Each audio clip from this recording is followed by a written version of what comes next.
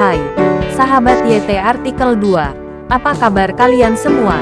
Semoga kalian semua dalam keadaan sehat. Amin.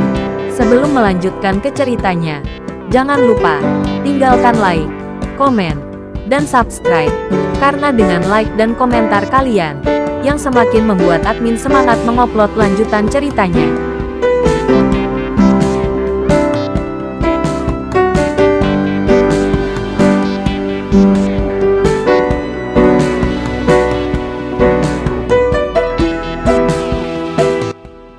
Episode 398. Kisah Aditya, anak bos besar yang berpura-pura miskin. Johnny sangat marah sampai hidungnya hampir bengkok. Dia juga ingin menyelamatkan mukanya di depan banyak orang. Tuan Leo, apakah kamu terlalu toleran? Apa hubungannya denganmu? Apakah aku menahan seseorang atau tidak?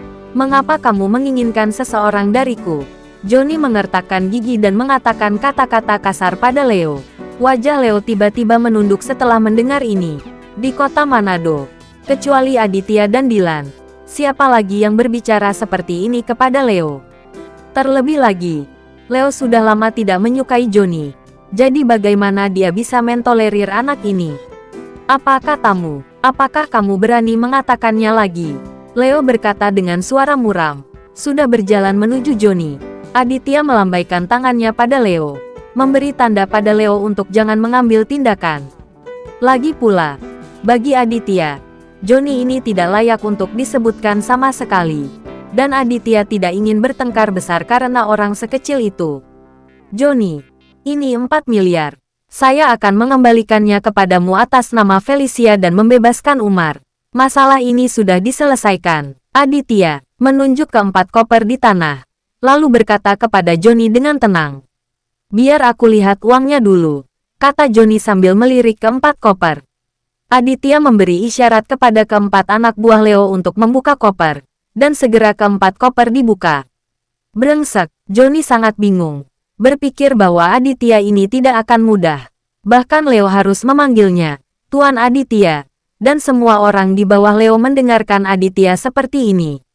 Melihat sejumlah besar uang di 4 koper, Johnny semakin yakin bahwa Aditya jelas bukan orang biasa. Seberapa kaya bisa mendapatkan uang tunai 4 juta begitu cepat? Johnny sedang memikirkan hal ini, dan dia juga merasa sedikit sakit kepala. Kuncinya adalah dia ingin mendapatkan kembali 4 miliar itu, mempertahankan Felicia, dan memberi pelajaran kepada Aditya. Tapi sekarang tampaknya Aditya tidak mudah untuk diajar. Haha, kamu cukup kuat. Kamu mendapat 4 juta begitu cepat, Johnny berkata sambil tersenyum. Menatap Aditya. Berhenti bicara omong kosong. Di mana Umar? Aditya sedang tidak ingin membuang waktu dengan Johnny. Jadi dia bertanya langsung. Aku tidak sibuk. Haha, bukankah aku baru saja mengatakan itu? Kita juga perlu menyelesaikan masalah di antara kita.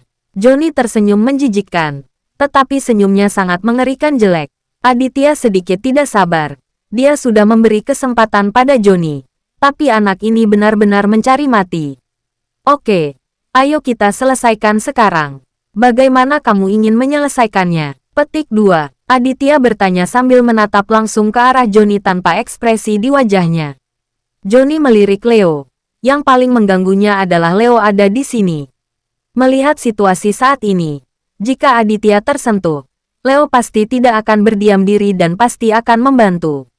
Jika Leo ditangani juga, masalahnya akan menjadi besar. Setelah memikirkannya, Johnny ragu-ragu. Namun di hadapan banyak orang, terutama di depan Felicia, Johnny sedang menunggangi seekor harimau.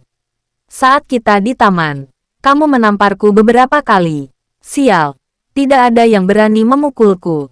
Johnny, seperti itu. Johnny tampak galak dan berteriak pada Aditya dengan marah. Lalu apa? Apa yang ingin kamu ungkapkan? Aditya memandang Johnny tanpa berkata-kata, seolah dia bodoh. Ketika Johnny melihat Aditya masih begitu tenang, dia menjadi semakin marah. Aku akan membayarmu kembali 2 kali lipat sekarang. Sial, kamu tidak hanya akan disiksa, tapi Felicia bahkan tidak bisa berpikir untuk pergi dari sini.